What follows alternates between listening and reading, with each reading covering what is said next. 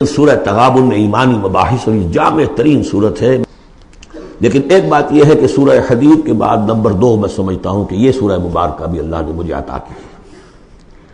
اس کے اسرار و رموز، اس کا نظم اس قدر واضح اللہ کے فضل و کرم سے ہے، آپ بھی نوٹ کر لیجیے، اس میں صرف اشارات ہو سکتے ہیں۔ 2 رکوع ہیں، 10 آیتیں اور 8 آیتیں۔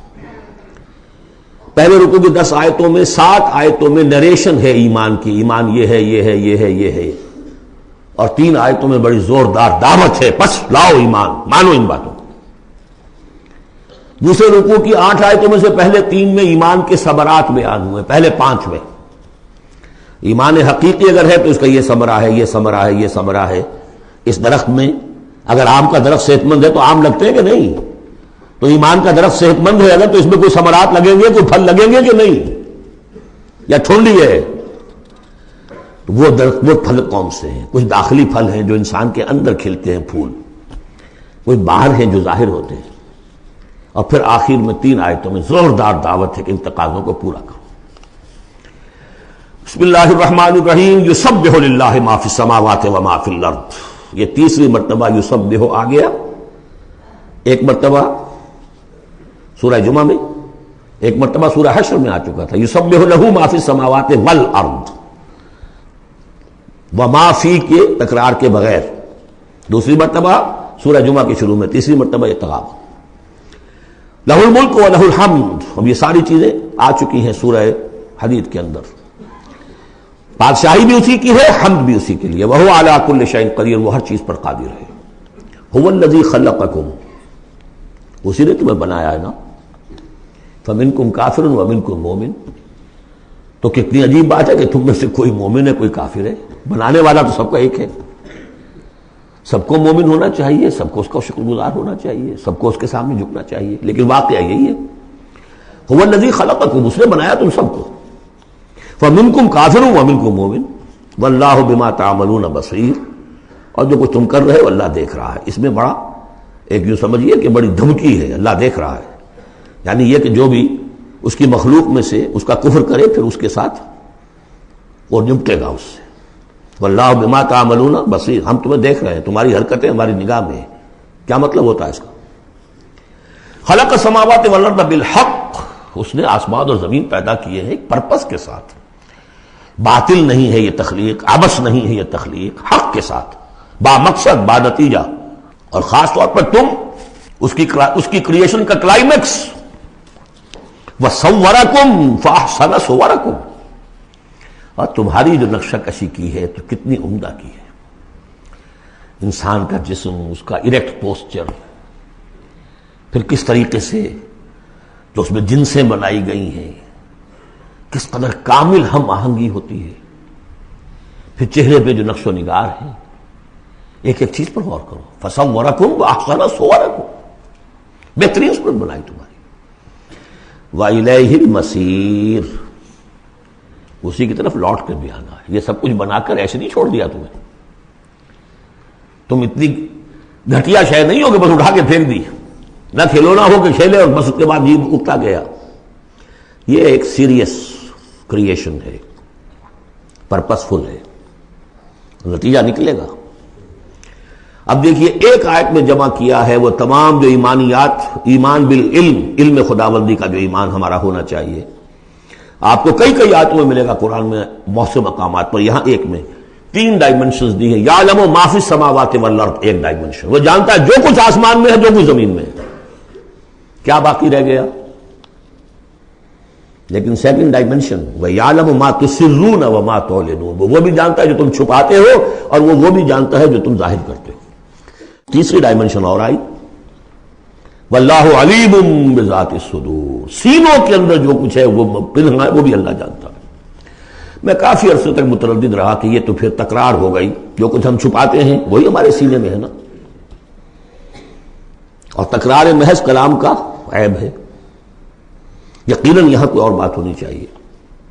تو جب انکشاف ہوا کہ اس سے مطلب ہے even your sub conscious mind which even you don't know yourself,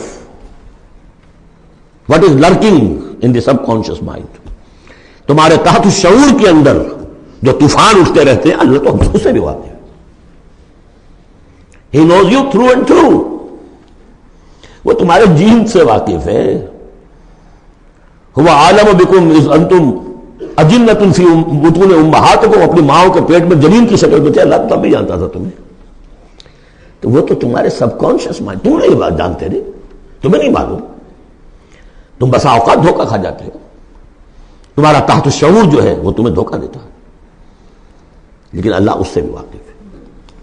الم یاتکم نبأ، اب 4 آیتیں ہو گئی ایمان باللہ پر، اگرچہ اسی میں مضمر ہے ایمان بالآخرہ بھی، بعد بھی. 2 آیتیں ایمان باللہ پر. الم یاتکم نبأ الذین کفروا من قبل، کیا تمہارے پاس خبریں آ نہیں چکی ہیں ان لوگوں کی جنہوں نے کفر کیا تھا پہلے؟ قوم نوح، قوم ہود، قوم صالح، پورا مکی قرآن پڑھ چکے ہو نا. اب تو ہم نزول کے اعتبار سے بھی بات کہہ سکتے ہیں، اب اپنے اس دورہ قرآن کے اعتبار سے بات کہہ سکتے ہیں، سارا مکی قرآن پڑھ ہی لیا تقریباً. الم یاتکم نبأ الذین کفروا من قبل، کیا آ نہیں چکی تمہارے پاس خبریں ان کی جنہوں نے کفر کیا تھا پہلے؟ اب اس کا تجزیہ کیا ہے. فذاقوا وبال امرہم، انہوں نے اپنے معاملے کی سزا چکھ لی، دنیا میں ہلاک کر دی گئی. وَلَهُمْ عَذَابٌ عَلِيمٌ، اور ابھی ان کے لیے عذاب علیم منتظر بھی ہے. ابھی تو عالم برزخ میں ہے نا، عذاب علیم جو آخرت کا ہے وہ تو ابھی منتظر ہے. اعد اللہ لہم عذابا علیما، اللہ تیار کر کے رکھا ہوا ہے.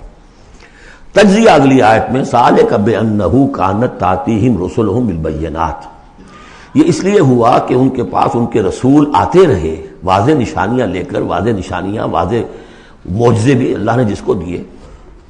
فقالوا، تو انہوں نے کہا اب بشر یہدوننا، کیا بشر انسان ہمیں ہدایت دیں گے؟ فکفروا، اس پر کفر کیا انہوں نے. وتولوا، اور رخ پھیر لیا، گردن موڑ لی. واستغنى اللہ، اللہ بھی غنی ہے، اللہ تو غنی ہے ہی ہے. واللہ غنی حمید، اللہ غنی ہے، حمید ہے. اللہ نے بھی کہا دفع ہو جاؤ، جدھر جانا جاؤ. اب یہاں آیا بہت باریک نکتہ، شاید آپ کو بھی وہ برا لگے، اچھا نہ لگے. دیکھیے، ایک ہی بیماری ہوتی ہے، وہ کبھی کسی شکل میں ظہور کرتی ہے، کبھی کسی شکل میں ظہور کرتی ہے. وہی کینسر ہے، اس کی کسی جگہ کا جا کر کوئی سیکنڈری بنے گی تو اس کی کچھ اور شکل ہو جائے گی، کسی اور ٹشو میں کسی اور جگہ جائے گی تو اور شکل ہو جائے گی. بیماری یہی ہے کہ جب رسول آتے تھے تو لوگوں نے کہا یہ تو بشر ہے، رسول کیسے ہو سکتے ہیں؟